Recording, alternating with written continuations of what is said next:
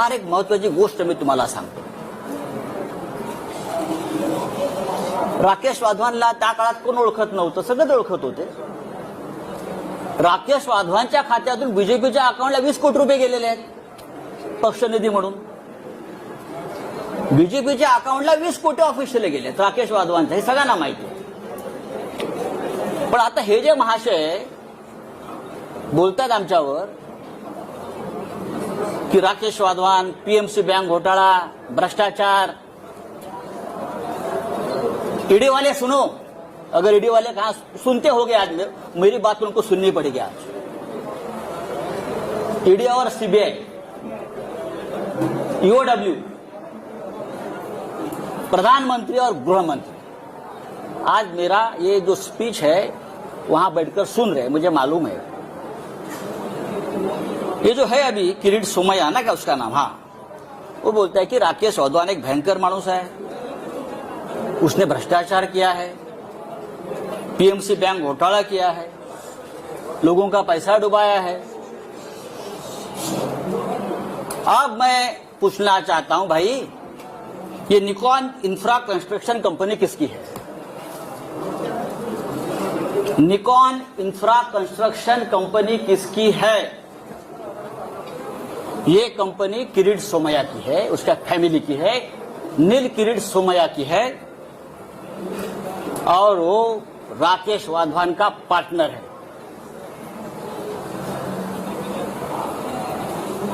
Nikon इन्फ्रासाठी PMC bank घोटाळ्यातल्या पैशाची गुंतवणूक करून हजारो कोटी रुपयाचा प्रकल्प त्याने मौजे गोखिवरे तालुका वसईत उभारलेला आहे. हे मी पुराव्यासह सांगतोय. पीएमसी बँक घोटाळ्याचा मास्टर माइंड एचडीआयएलचा राकेश वाधवानशी यांचा थेट आर्थिक संबंध आहे. पीएमसी बँक घोटाळ्यातल्या प्रकरणात ब्लॅकमेल केलं यांनी आणि वाधवानकडून कोट्यावधी रुपयाची जमीन, यांनी आपला एक फ्रंटमॅन आहे लाडानी म्हणून त्याच्या नावावर घेतली आणि प्लस कॅश पण घेतली यांनी. ही कॅश 80 ते 100 कोटीच्या घरात पीएमसी बँक घोटाळ्याची ब्लॅकमेल करून आणि जमीन घेतली आपल्या फ्रंटमॅन लाडानी, त्याचं नाव सांगतो मी तुम्हाला पूर्ण. लाडानीच्या नावावर त्यांनी ती घेतलेली आहे जमीन पूर्ण गोखिवरे वसई. आणि गोखिवरे वसई येथे ही 400 कोटी रुपयाची जमीन फक्त 4.5 कोटी रुपयाला घेतली. अशा 2 जमिनी त्याने घेतलेल्या आहेत. एक जमीन 7 कोटीला घेतली आणि त्या जमिनीवर जी कंपनी आहे, या कंपनीचा डायरेक्टर नील किरीट सोमैया निकॉन फेज 1 आणि निकॉन फेज 2 हे हजारो कोटीचे प्रकल्प उभारले जातात. हा सगळा पीएमसी बँकेतला पैसा.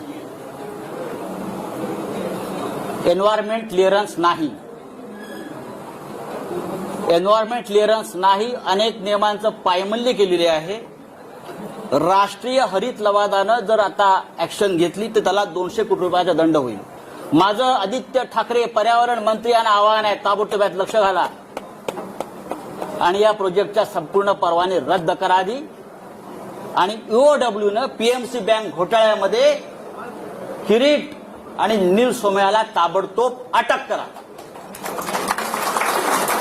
मला असं वाटतं ही आंतरराष्ट्रीय पत्रकार परिषद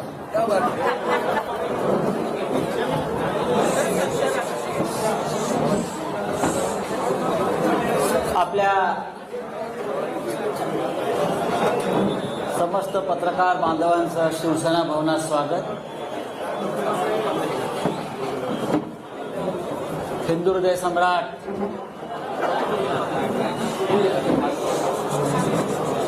शिवसेना प्रमुख बाळासाहेब ठाकरे,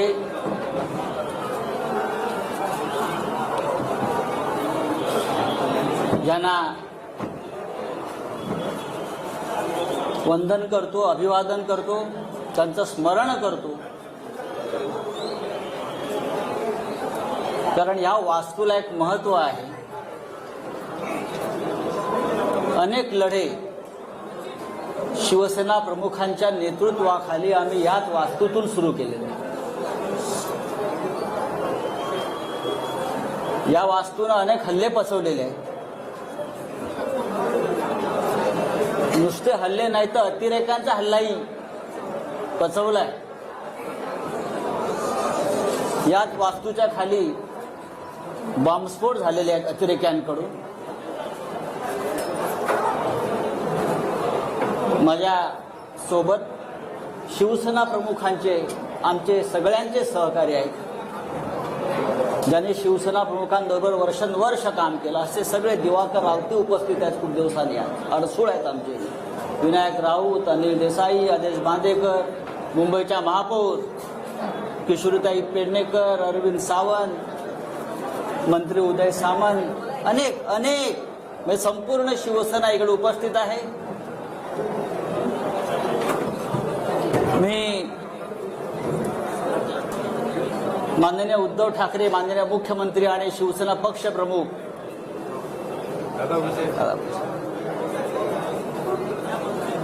यांना सुद्धा इथूनच नमस्कार करतो, कारण ते वर्षा बंगल्यावरून आपली पत्रकार परिषद पाहतायत. त्यांचा आत्ताच फोन होता. माननीय शरद पवार साहेबांचाही फोन होता. महाविकास आघाडीतल्या प्रत्येक प्रमुख नेत्यांचा मला आत्ता एक 5-10 मिनिटांपूर्वी फोन होते. सकाळपासून त्यांचे फोन सुरू आहेत आणि सगळ्यांनी आजच्या पत्रकार परिषदेला आपल्याला आशीर्वाद दिलेला आहे. आणि मला एवढंच सांगितलं, आप आगे बढो, पुढे वा, ही लढाईची सुरुवात तुम्ही करा. महाराष्ट्रावर, मराठी माणसावर सुरू आहे त्या आक्रमणाविरुद्ध कोणीतरी रणशिंग फुंकायला हवं होतं. त्या आपण या ऐतिहासिक शिवसेना भवनाच्या वास्तूतून फुंकतोय. बाळासाहेबांनी आम्हाला एक मंत्र दिला आणि तो आयुष्यभराचा मंत्र आहे. ते नेहमी सांगायचे आम्हाला, तू काही पाप केलं नसशील, तुम्ही काही गुन्हा केला नसेल, तुझं मन साफ आहे, तर कुणाच्या बापाला घाबरू नका.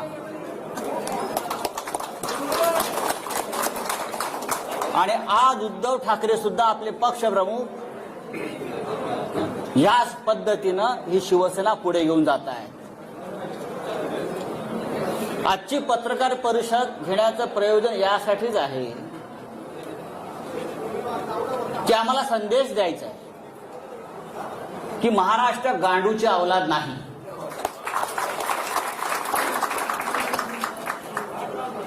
मराठी माणूस बेईमान नाही. आणि तुम्ही कितीही नामर्दांगी करून आमच्या पाठीमागे वार केले तरी शिवसेना घाबरणार नाही. यासाठी हे पत्रकार परिषदेचं आयोजन आहे.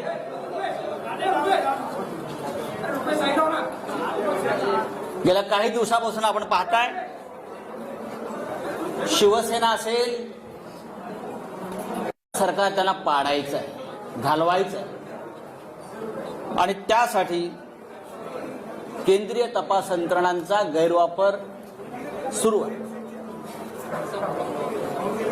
खोटे आरोप, बदनाम्या, केंद्रीय तपास यंत्रणांचा दबाव. एकतर तुम्ही सरेंडर व्हा, गुडघे टेका, नाहीतर सरकार आम्ही घालवू, अशा प्रकारच्या धमक्या सतत दिल्या जात आहेत. पहा ना, भारतीय जनता पक्षाचे जे प्रमुख लोक आहेत रोज तारखा का देत आहेत? या महाराष्ट्रामध्ये 170चं बहुमत असताना, 170चं बहुमत असताना भारतीय जनता पक्षाचे लोक 2 दिवसांनी एक तारीख देतात. आता 10 मार्च नंतर, आता अमुक, हे तुम्ही कोणाच्या भरोशावर ह्या तारखा देताय? व्यंकय्या नायडू यांना आम्ही एक पत्र लिहिलंय. त्या पत्रापासून सुरुवात झालेली आहे. राज्यसभेचे चेअरमन व्यंकय्या नायडू उपराष्ट्रपती यांना मी एक पत्र लिहून केंद्रीय तपास यंत्रणा महाराष्ट्रात काय करतायत आणि माझ्यासारख्या राज्यसभा सदस्याला कशा प्रकारे त्रास देऊ पाहतायत याचं कारण इतकंच आहे की साधारण 20 दिवसापूर्वी आणि त्याच्या आधी भारतीय जनता पक्षाचे काही प्रमुख लोक मला भेटले. हा विषय दिल्लीत मी सांगितलेला आहे.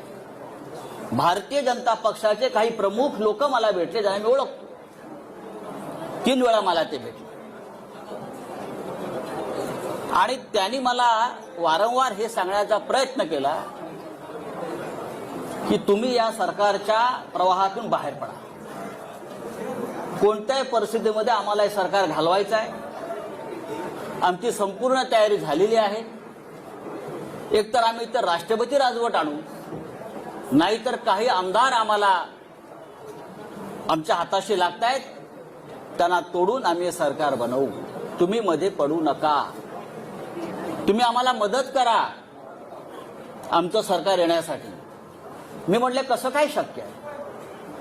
170 आमदारांचं बहुमत तुम्ही कसं काय उद्ध्वस्त करू शकता, पायदळी तुडवू शकता? या लोकभावना. ह्याच्यावर त्यांनी मला सांगितलं जर तुम्ही काही लोकांनी आम्हाला मदत केली नाही तर तुम्हाला केंद्रीय तपास यंत्रणा तुम्हाला टाईट करतील. हा शब्द आहे, टाईट करतील आणि फिक्स करतील. मी आता त्यांची नावं घेत नाही, पण मी भविष्यात घेईन. आणि त्या संदर्भात दिल्लीतून सगळी सिद्धता झालेली आहे तुमच्या लोकांना टाईट करण्याचं, फिक्स करण्याचं. आणि तुम्हाला नंतर पश्चाताप होईल की तुम्ही आम्हाला का मदत केली नाही. मी म्हटलं काही हरकत नाही, तुम्ही काही करू शकता, पण महाराष्ट्राच्या सरकारला किंवा ठाकरे सरकारला नख लागेल असं कोणतेही कृत्य आमच्या सगळ्याकडून होणार नाही. त्यांनी मला असंही सांगितलं तुम्ही पाहिलं असेल की सध्या पवार कुटुंबांवर धाडी पडतायत. सध्या त्याच काळात सध्या पवार कुटुंबावर धाडी पडतायत आणि ते सुद्धा प्रकरण सोपं नाही. आम्ही त्यांना सुद्धा टाईट करतो. शरद पवार आणि मी नंतर माहिती घेतली तर त्याच दरम्यान 1 दिवसाच्या आड दुसऱ्या दिवसापासून पवार साहेबांच्या म्हणजे पवार कुटुंबियांच्या घरावर सातत्यानं धाडी पडू लागल्या. ईडीचे लोक हे त्यांच्या घरात, त्यांच्या मुलींच्या घरात, बहिणींच्या घरामध्ये 8-8 दिवस जाऊन ठाण बांधून बसले, बाहेर पडायला तयार नव्हते. आणि तिथे सुद्धा ह्याच प्रकारच्या धमक्या त्यांना दिल्या जात होत्या. मी जेव्हा त्यांना नाही सांगितलं की तुम्ही या भानगडीत पडू नका, आम्ही प्रतिकार करू, आम्ही प्रतिकार करू, सरकार पाडण्याचा प्रयत्न झाला तर महाराष्ट्रामध्ये ठिणगी पडेल, तेव्हा त्यांनी मला असं सांगतात ते की काही होणार नाही, आम्ही केंद्रीय पोलीस बल आणून सगळ्यांना थंड करू. ईडी तर आहेच, केंद्रीय तपास यंत्रणा आहेच. आणि तिसऱ्या दिवशी ताबडतोब माझ्यावर आणि माझ्या आसपासच्या लोकांवर ईडीच्या धाडी पडायला सुरुवात झाली. तिसऱ्या दिवशी अत्यंत वाईट पद्धतीने पहाटे 4 वाजता, पहाटे 3 वाजता आणि त्याच्या आधी धाड पडण्याआधी तो मुलुंडचा जो दलाल आहे तो पत्रकार परिषद घेतो आणि सांगतो की आता संजय राऊतांना अटक होणार आहे, आता ईडीचे लोक त्यांच्या घरी पोहोचणार आहेत, या माणसाच्या घरी पोहोचणार आहेत. हा काय प्रकार? तुमचं सरकार महाराष्ट्रात आलं नाही याचा तुम्ही सूड अशा प्रकारे केंद्रीय तपास यंत्रणांचा, सीबीआयचा, ईडीचा गैरवापर करून आम्हाला त्रास देता आणि तुम्हाला असं वाटतं की आम्ही झुकू? बाळासाहेब ठाकरेंनी आम्हाला शिकवलं नाही गुडघे टेकायचं, अजिबात. हे शक्य नाही.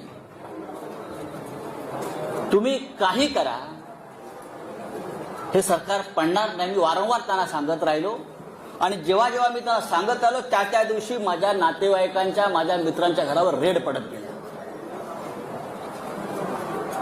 म्हणजे मला फ्रेम करण्यासाठी त्यांनी माझ्या आजूबाजूच्या लोकांना फ्रेम करण्याचा प्रयत्न केला. खोटी प्रकरण आहेत सगळी. जे आरोप माझ्यावर झालेले आहेत त्यातलं एकही प्रकरण खरं नाही.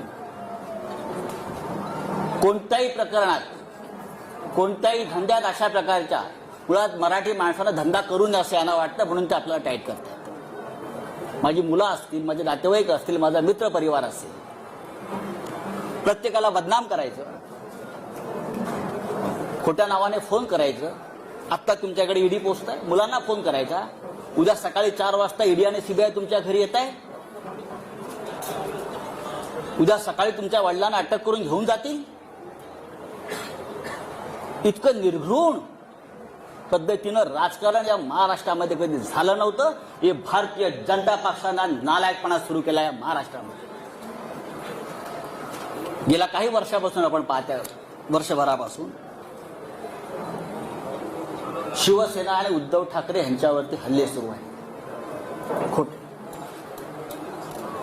काय एक एक प्रकरण मी तुम्हाला आता सांगतो. सत्य काय, आतापर्यंत शिवसेनेकडून आपण कधी उत्तर दिलं नव्हतं. आता उद्धवजींनी मला सांगितलंय, आधी लोकांसमोर वस्तुस्थिती येऊ द्या, सत्य येऊ द्या, आणि मग आपण बघू काय करायचं. खरं म्हणजे ही आजची पत्रकार परिषद ही ईडीच्या कार्यालयासमोर घेण्याची आमची योजना होती. पण नंतर आमची चर्चा झाली की सुरुवात इथून करू आणि अंत तिकडे करू. पाहू महाराष्ट्रात कोण राहताय ते, तुम्ही राहताय की आम्ही राहतो. हा महाराष्ट्र आमच्या बापाचा आहे. हे बाहेरचे लोक येऊन आमच्यावरती दादागिरी करणार, आमच्या घरात घुसणार, आमच्या बायका मुलींकडे बघणार, हा, आणि भाजपवाले टाळ्या वाजवणार, हा निर्लज्जपणाचा कळस आहे. छत्रपती शिवाजी महाराजांच्या राज्यामध्ये, बाळासाहेब ठाकरेंच्या राज्यामध्ये कधी असं घडलं नव्हतं. या राज्यात अनेकांनी राज्य केलेलं आहे, पण ह्या पद्धतीनं कधी राजकारण केलं नव्हतं. उद्धव ठाकरे आणि परिवाराचे रोज काहीतरी एक प्रकरण काढत असतात. काय तथ्य आहे त्यात? आतापर्यंत कोणी त्यांच्याकडनं सांगायला आलं नाही समोर. पण मी तुम्हाला सांगतो, तो जो कोण बोलतोय ना, दलाल, ज्याला मराठीमध्ये आपल्या भडवा म्हणतात, बरोबर ना, शुद्ध भाषेत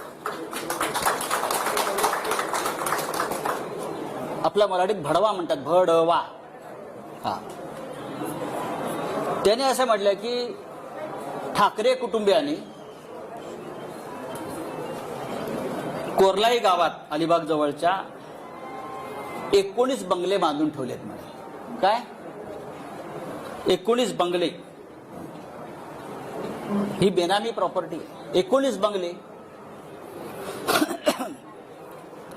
माझं आव्हान आहे त्या माणसाला, माझं त्या दलालाला आव्हान आहे, आणि आपल्या सगळ्यांना मी सांगतो, कधी सांगा, आपण 4 बसेस करू आणि आपण त्या 19 बंगल्यामध्ये पिकनिकला जाऊ. आपण त्या बंगल्यात एक पिकनिक काढू सगळ्या पत्रकारांची.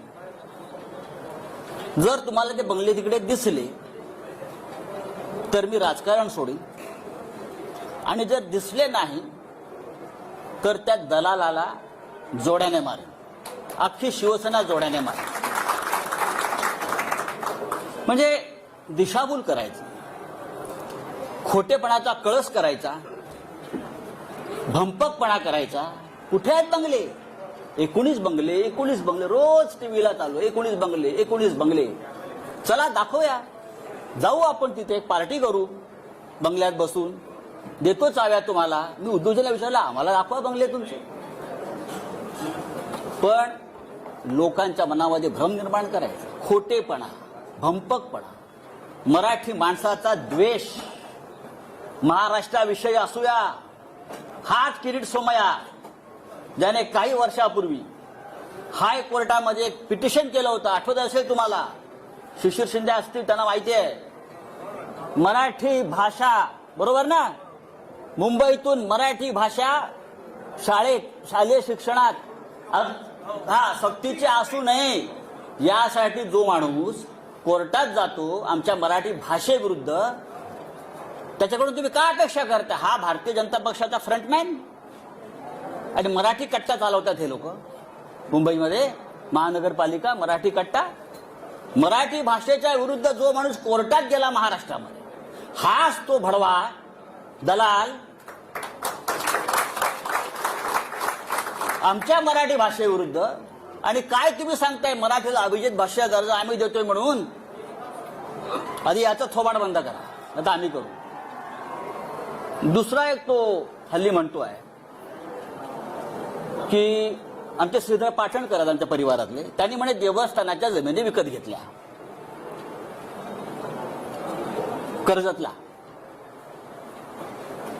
मी स्वतः माहिती घेतली, मी त्या पाटणकरांशी बोललो नाही, पण मी स्वतः माहिती घेतली त्या संदर्भात काय आहे. माझं त्याला आव्हान आहे हा आरोप करणारा. पाटणकरांनी देवस्थानाची जमीन कुठे आणि कशी विकत घेतली तुम्ही दाखवा. जी काय जमीन तुम्ही दाखवताय ही जमीन त्यांनी म्हणजे हे बापरे अनेक याच्याकडून त्याच्याकडे त्याच्याकडून ह्याच्याकडे त्याच्याकडून ह्याच्याकडे त्याच्याकडून ह्याच्याकडे असे मध्ये 12 लोक आहेत आणि 12व्या माणसाकडून पाटणकरांनी खरेदी केली. त्यांचा आणि देवस्थानाचा काही संबंध नाही. 2014 साली ही जमीन त्यांनी सलीम बिलाखियाकडून घेतलेली आहे. बिलाखियाने अविनाश कडूकडून घेतलेली आहे. अविनाश कडूने अर्जुन गुरवकडून घेतलेली आहे. अर्जुन गुरवने विठ्ठल गुरवकडून घेतलेली आहे. अशी एक मोठी अशी काय ती त्याच्यामध्ये नाव आहे. देवस्थानाकडून जमिनी आम्ही खरेदी केल्या काय कशा करता? संजय राऊत आमचे आनंदराव अडसूळ ते वारंवार सांगतायत की मी निर्दोष आहे, माझ्यावरती खोटे आरोप आणि हे फ्रेम केलेले आहेत, तरी त्यांच्या विरोधामध्ये बोलत राहायचं, त्यांची बदनामी करत राहायचं. आनंद अडसूळ आमचे, भावना गवळी, रवींद्र वायकर, अनिल परब आणि सगळं झालं होतं मग माझ्याकडे. कारण मी म्हटलं सरकार पडू देणार नाही, प्राण जाय पर वचन न जाय. तेव्हा माझ्या मागे लागले. त्यांनी केलेला प्रत्येक आरोप हा खोटा आहे. माझ्या आयुष्यामध्ये मी कधी चुकीचं काम केलं नाही. आज सकाळीच मला कळलं की माझ्या बँकेत ईडीचे लोक गेले आहेत. माझ्या बँकेत सारस्वत बँक, स्टेट बँक, मला तो फोन आला की ईडीचे लोक आले. काय म्हणून? तुमचे 20 वर्षाचे म्हणे बँकेचे स्टेटमेंट्स घेऊन गेले. 20 वर्षाचे. बोलो ठीक आहे, घेऊन जाऊ द्या. बरं, ईडीचा तपास कसा आहे बघा, फार गमतीचा तपास आहे. माझं गाव अलिबाग. आता माझी जमीन लहानसण जी असेल ती अलिबागलाच असेल ना, ती मॉरिशसला नसेल किंवा भारतीय जनता पक्षाच्या नेत्यांप्रमाणे कुठे लंडन अमेरिकेत माझ्या प्रॉपर्ट्या नसतील. 50 गुंठे जमिनीचा तपास ईडी करत आहे. किती? 50 गुंठे जमिनीसाठी ईडीच्या लोकांनी गेल्या 15 दिवसापासून त्या गावातल्या किहीम गावातल्या आणि इकडल्या मुंबईतल्या त्यांच्या नातेवाईकांना, म्हणजे कोणाची 2 गुंठे जमीन, कोणाची 1.5 गुंठे जमीन, अशा आम्ही पूर्वी घेतलेल्या जमिनी मिळून 50-55 गुंठे, टोटल 30-40 लाखाच्या पुढे व्यवहार नसेल. पहाटे 4 वाजता घरात घुसायचं, त्या गरीब लोकांना उचलायचं आणि ईडीच्या कार्यालयामध्ये आणून बसवायचं आणि धमक्या द्यायच्या, तुला जेलमध्ये टाकेल. तू संजय राऊतांच्या विरुद्ध लिहून दे की तुला त्याने किती कॅश दिली. गरीब लोक आहेत, घाबरतात. त्यातले काही लोकांचे आई वडिलांकडून घेतलेले आहेत, ते मरून गेलेले आहेत. बरं का, 12-12, 14-14 तास बेकायदेशीरपणे त्यांना डांबून ठेवण्यात आलं. कोणत्या कायद्यानं? कोणता तपास आपण करताय? 55 गुंठे जमिनीचा तपास ईडी करताय. किती मोठं काम आहे ईडी समोर. धमक्या देतायत, दादागिरी करतायत. जेल में डालेंगे, इधर नहीं तिहार के जेल में डालेंगे, तिहार के.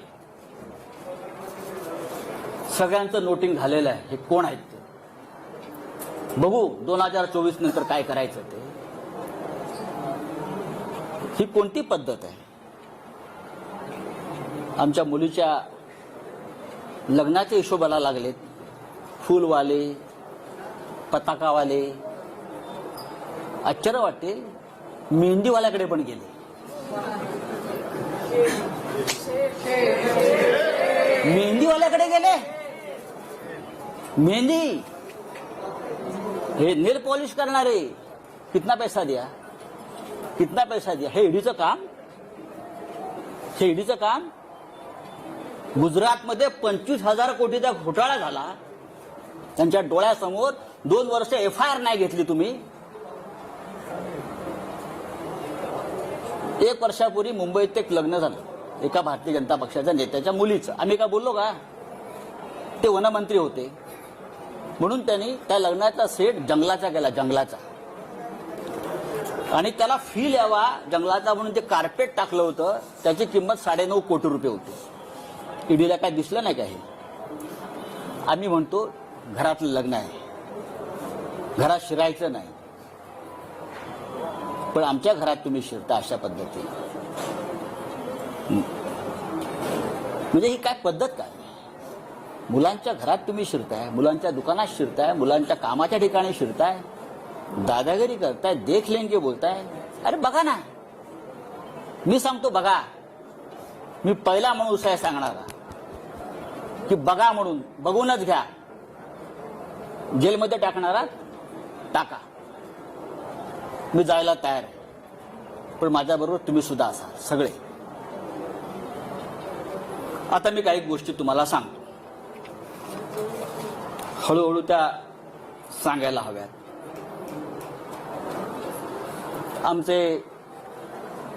मला कोणतरी म्हटलं की तुम्ही जिथे कपडे शिवले तिथे पण डेडीवाला गेले होते, म्हणजे लग्नाचे कपडे शिवले. मुलुंडला टेलर आहे आमचा एक, तिथे गेले होते, किती कपडे शिवले म्हटलं. म्हणजे ईडी हा काय प्रकार आहे हे तुम्हाला कळलं पाहिजे म्हणून तुम्हाला मी सांगतो. मैंने जहां कपड़ा सिलाया ना मुलुंड में, वो टेलर के पास भी ईडी के लोग आए थे. क्या क्या सिलाया, कितने सिलाया, कितना बिल दिया, कितने सूट सिलाया. अब सिर्फ जूते वाले के पास जाना बाकी. हाँ, जाने दो कहाँ जाना चाहिए, लेकिन टक्कर शिवसेना से आप ध्यान में रखिए.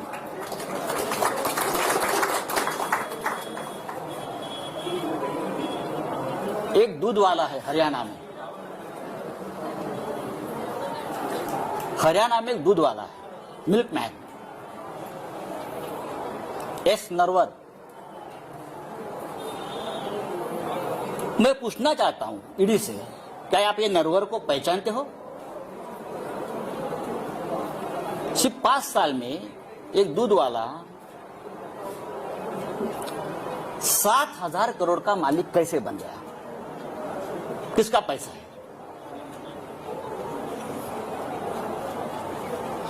7,000 करोड़ का मालिक कैसे बन गया? जब से महाराष्ट्र में बीजेपी की सरकार आ गई तब से उसका महाराष्ट्र में आना जाना शुरू हो गया. बीजेपी के नेता मुख्यमंत्री के घर में उनका तो खुला आना जाना रहता था. उसके बाद उसकी प्रॉपर्टी बढ़ने गई. किसका पैसा उसके पास है? किसने किया मनी लॉन्ड्रिंग? मैं ये मनी लॉन्ड्रिंग की जो केसेस है नरवर की और सब की, आप बीजेपी के नेताओं की यहां की जल्दी में दे रहा हूं, जल्दी दे रहा हूं. 7,000 करोड़ में से 3,500 करोड़ ये महाराष्ट्र से गए हैं.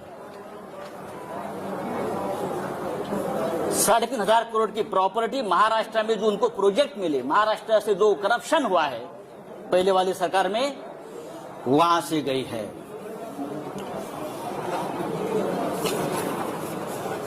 महाराष्ट्र में सबसे बड़ा घोटाला जो है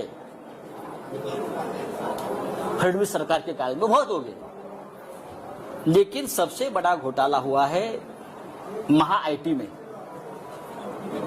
25,000 करोड़ का घोटाला है. 25,000. कौन है अमोल काळे? कहां छुपाया उसको बताइए. Who is Amol Kale? Who is Vijay ढवंगाळे?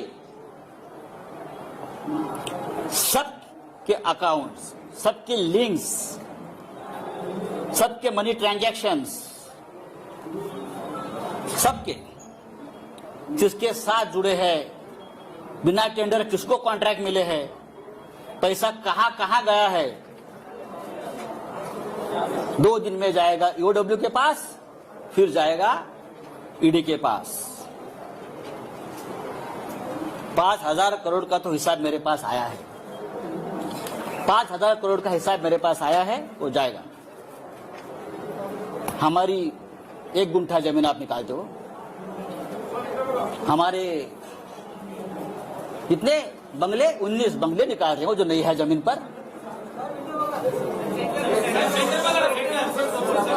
हाँ, मैं सेंटर ही हूं, आप मुझे नहीं बदल सकते। आप मुझे बताइए, ईडी के पास काम नहीं है क्या? जो हमारे जैसे मिडिल क्लास लोग जो है महाराष्ट्र में, उनके पीछे पड़े हो। पढ़ना है तो पढ़ लीजिए, लेकिन आपने गलत आदमी से पंगा लिया है। आपने शिवसेना से पंगा लिया है, आपने महाराष्ट्र से पंगा लिया है। मैं इतना आपको बताना चाहता हूं। अब मैं वापस आता हूं, परत आता मी येतो। तुमचे प्रिय जे रोज असतात ना ततपप करत, त्यांनी म्हणे पीएमसी बँक घोटाळा काढला। पीएमसी बँक घोटाळा दुसरे काढलाय पत्राचाळ, आणि पीएमसी बँक घोटाळा पत्राचाळीशी त्यांनी आमचा सगळ्यांचा संबंध लावला। माझं तिथे बँकेत कधी खातं नाही, मला ती बँक कुठे माहित नाही। पत्राचाळ मी अद्याप बघितलेली नाही। ठीक आहे, माझ्या आसपासचे मित्रपरिवार त्या व्यवसायात कुठे असतील मला माहित नाही, असू शकतात माझे। आणि मी कधीही ज्यांची ज्यांची नावं घेतली आहेत ते सगळे माझे मित्र आहेत, मी कधी टाळणार नाही। मी पळपुटा नाही, माझे मित्र आहेत ते, आणि माझे मित्र आहेत म्हणून त्यांना फ्रेम केलेलं आहे, पण मला माहिती आहे, मला त्रास देण्यासाठी। आता हे जे कोणी आहेत तुमचे दलाल भडवे, ज्याला आपण मगाशी म्हणत होतो, ते वारंवार जे सांगतायत की पीएमसी बँक घोटाळ्यातले पैसे वापरतायत आले आहेत। राकेश वाधवान, मला वाटतं नाव त्यांचं, राकेश वाधवान हे पीएमसी बँक घोटाळ्यातला एक असा आरोपी आहे। तो बिल्डर आहे मोठा, तो होता। बरंच काय काय सांगतात, आमचे सगळ्यांशी त्याचे संबंध आहेत, आणि पीएमसी बँक घोटाळ्यातले पैसे आम्ही वापरतो आहोत। आता पीएमसी बँक घोटाळ्याच्या आधी किरीट सोमय्याच्या अनेक जवळच्या लोकांनी बँकेतून पैसे काढून घेतले। मी तुम्हाला नंतर ती यादी देणार आहे, म्हणजे याला घोटाळा होतोय माहिती आहे। मुळात पीएमसी बँक घोटाळ्यातल्या या माणसानं किरीट सोमय्याच्या माणसाला जमीन का विकली? 2015 साली तेव्हा घोटाळा सुरू होता ना। हा भ्रष्टाचाराविरुद्ध लढणारा माणूस स्वतः हा आम्हाला अक्कल शिकवतोय, आम्हाला ज्ञान देतोय। हे एक लक्षात घ्या, हे सगळं एका बाजूला भ्रष्टाचारावरती भजन करायचं, दुसऱ्या बाजूला महाराष्ट्र लुटायचा, मुंबई लुटायची, आमच्यावरती आरोप करायचे मुंबई महानगरपालिकेपासून सर्वत्र, आणि आपले भ्रष्टाचार लपवायचे। हा किरीट सोमय्या हा भारतीय जनता पक्षाचा सध्या मुंबईतला चेहरा आहे, लक्षात घ्या। हे जे आहे, हा देवेंद्र रजनीकांत लधानी त्याचं नाव आहे। He the front man of Kirit Somaiya, आणि त्याने राकेश वाधवांशी व्यवहार केलेला आहे मोठ्या प्रमाणात, कोट्यावधी रुपयाचा। ते सगळे पैसे पीएमसी बँक घोटाळ्यातले आहेत, ते सगळे पैसे, ते व्यवहार हे त्या बँकेसंदर्भातलेच आहेत, आणि पत्राचाळीतल्या संदर्भातले पैसे सुद्धा याच्यामध्ये गेलेले आहेत। याची संपूर्ण चौकशी महाराष्ट्राच्या मुख्यमंत्र्यांनी करावी, यांचं माझं बोलणं झालेलं आहे। हे फक्त मी 5% सांगितलंय, कारण बाकी सगळे पेपर्स आज जातील। दुसरी गंमत तुम्हाला सांगतो, पीएमसी बँक घोटाळ्याचा तपास ईडी करताय। हे सगळे कागद ईडीकडे मी 3 वेळा पाठवलेले आहेत। हे सगळे पेपर्स, ऑल डॉक्युमेंट्स भ्रष्टाचाराच्या या किरीट सोमय्याच्या गेल्या 3 महिन्यामध्ये मी किमान 3 वेळा ईडी कार्यालयात पाठवलेले आहेत। तुम्ही 1 गुंठे 2 गुंठेवाल्यांना बोलवता, आणि मी बघितलंय हा किरीट सोमय्या आतमध्ये बसून ईडीच्या कार्यालयामध्ये दही आणि खिचडी खात असतो रोज? हा, त्याच्या बापाचं राज्य आहे का इथे? तुम्ही आमच्या मराठी लोकांना बोलवणार, तुम्ही आमच्या मंत्र्यांना बोलवणार, तुम्ही आमच्या आमदार खासदारांना बोलवणार, और ये जो लोग हैं, ईडी का करप्शन इस हद तक है कि ये सब लोग ईडी के वसूली एजेंट बन गए। और मैं ये बहुत दावे के साथ कहता हूं। अब और एक मैं आपको बहुत इंटरेस्टिंग और मजे की बात बताने चाहता हूं। ईडी वाले सुनो, और हिम्मत है तो मेरे घर पर आइए। मैंने पहले भी इस मंच से कहा था, मैं नंगा आदमी हूं, मैं शिव सैनिक हूं। आप कितना भी मेरे बारे में गलत कर लीजिए, कितनी भी फ्रेम कर लीजिए, आई विल फाइट। मैं ईडी वाले से पूछता हूं कि जितेंद्र चंद्रलाल नवलानी कौन है? नाम लिख लीजिए, जितेंद्र चंद्रलाल नवलानी। ये नाम सुनकर मुंबई और दिल्ली के ईडी ऑफिस का सांस बंद हो गया होगा, उनको पसीने छूटे हैं।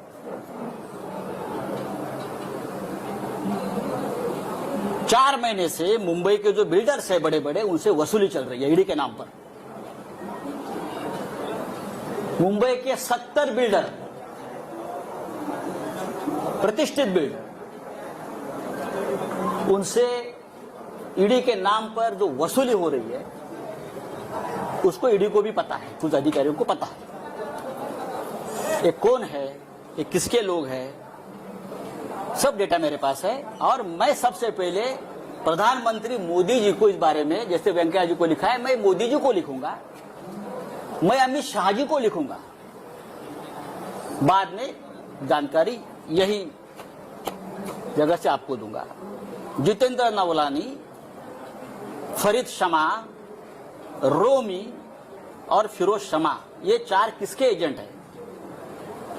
मुंबई के 60 बिल्डरों से लोगों ने लगभग 300 करोड़ रुपए जमा किए हैं। कहां हो गया उसका मनी लॉन्ड्रिंग, मैं आपको बता दूंगा जल्दी। उसमें कितने ईडी के अफसर शामिल हैं, कहां बैठते हैं, कहां खाते हैं, कहां पीते हैं और क्या अय्याशी करते हैं, ये मैं देश को बताऊंगा।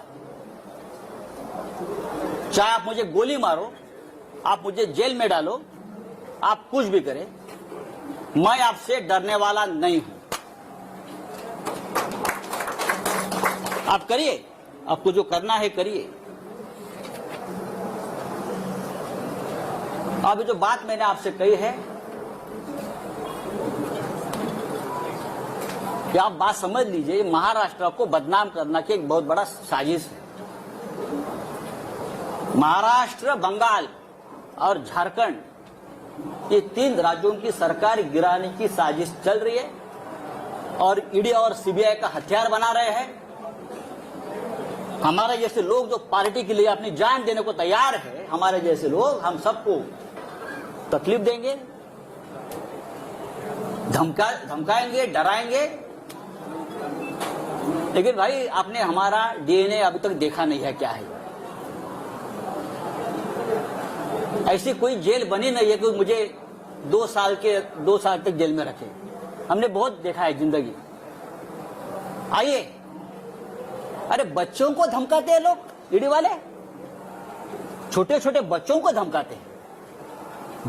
80 साल के एक बुढ़े को पकड़ कर लेके गए अलीबाग से, 80 ईयर्स ओल्ड हार्ट पेशेंट, वो रो रहा था कि मुझे अब याद नहीं है भाई, इतने साल का एक ट्रांजैक्शन है, मुझे कैसे याद होगा 2-4 लाख का ट्रांजैक्शन है।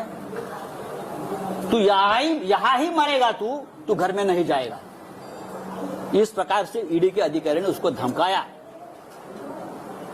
अमित शाह, मोदी जी से मेरा ये निवेदन है, क्या यही आपकी डेमोक्रेसी है? आप इमरजेंसी के बारे में बड़े बड़े भाषण देते हो, आक्रोश करते हो, और ये आपकी एजेंसी। अरे हमसे लड़ो ना। जिस दिन मेरे रिलेटिव्स के ऊपर, मेरे दोस्तों के ऊपर रेड्स हो रही थी और इनोसेंट लोगों को पकड़कर लेके जा रहे थे, उस रात को मैंने अमित शाह जी को फोन किया था। उस रात को मैंने अमित शाह जी को फोन किया था। मैंने कहा कि अमित शाह जी, मैं आपका बहुत रिस्पेक्ट करता हूं, आप बड़े नेता है, देश के गृह मंत्री है, लेकिन ये जो चल रहा है ये ठीक नहीं है। अगर आपकी मुझसे दुश्मनी है तो आप मुझे अरेस्ट करिए, मैं तैयार हूं, आप मुझे टॉर्चर कीजिए, लेकिन आप मेरे नजदीकी, मेरे दोस्त, मेरे रिलेटिव्स, मेरे बच्चे, आप उनको क्यों टॉर्चर कर रहे हो आपकी एजेंसी? मैंने कहा उनको, और भी मैंने लोगों से बात की। ये शिवसेना भवन है, बाला साहब ठाकरे जी से हमने हमेशा प्रेरणा ली है। ये महाराष्ट्र है, ये छत्रपति शिवाजी का महाराष्ट्र है। मैं इतना ही कहूंगा, आप करिए कुछ भी, हम झुकेंगे नहीं, हम डरेंगे नहीं, हम झुकेंगे नहीं, लेकिन आपको झुकाएंगे हम। किसी भी हालत में महाराष्ट्र में ठाकरे सरकार रहेगी और 2024 में भी देश में परिवर्तन होगा। कभी डराने वाले, धमकाने वाले कहां होंगे, इतना मैं कहूंगा।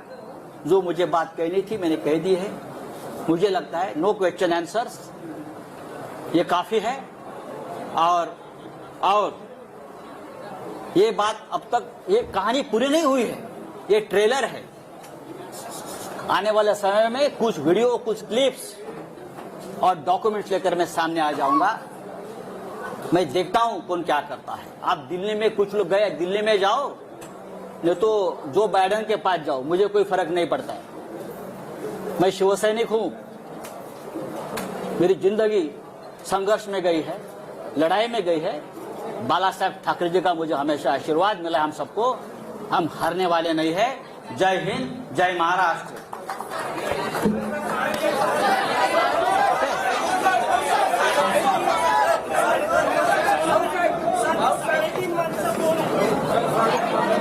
अजून एक और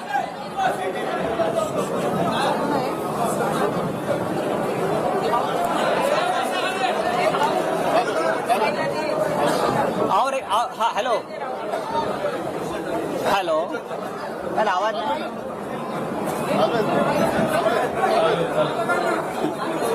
देवेंद्र फडणवीस जी का और एक फ्रंटमैन है जिसका नाम मोहित कंबोज। फडणवीस साहब का आजकल वो बहुत ब्लू आइड बॉय है, ऐसा मुझे कहा, मैं तो पहचानता नहीं। वो फडणवीस साहब को डुबाने वाला है। ये जो मैं देख रहा हूं मैं, थोड़ा सा बाकी है। ये जो पत्राचाल वाला इशू निकाला है ना, ये पत्राचाल की जमीन खरीदने वाला है मोहित कंबोज है। सबसे बड़ा घोटाला, और उसमें भी पीएमसी बैंक का पैसा लगा है। पीएमसी बैंक को डुबाने वाला, वहां का करप्शन का पैसा ये पत्राचाल में लगा है। और मोहित कंबोज का वहां एक द लग्जर कंस्ट्रक्शन प्रोजेक्ट बन रहा है पत्राचाल पे, और हम पे उंगली दिखा रहे हैं। दूसरी बात है कि और एक है, सॉरी, उसके बारे में मैं और बता दूंगा। कागज कहाँ गया हो? और एक कागज था उसका, हाँ, राकेश वाधवान, जो मैंने नाम लिया था, राकेश वाधवान, उसके पास से ये मोहित कंबोज के केबीजी ग्रुप ने 1,65,000 स्क्वायर मीटर की जगह में 40 एकड़ क्षेत्र में से 4557115 स्क्वायर मीटर, जिसकी कीमत है 12,000 करोड़, मोहित कंबोज ने खरीद ली। कितने में खरीद लिया? 100 करोड़ में सिर्फ। कैसे? किसका पैसा है? और लोग बोलते हैं ये हमारे फडणवीस साहब का ब्लू आइड बॉय है। ये Kamboj bio farming private limited, KBG ventures, आयरमैन real estate, Tirth experience private limited, KBG hotels, Shivabi hotel, silver stick film company, Kaal Bhairav ventures, naps media solutions, PM reality, Kaal Bhairav, उसमें किसका पैसा कहां से आया है, फडणवीस साहब सिर्फ आपको ही मालूम है। धन्यवाद।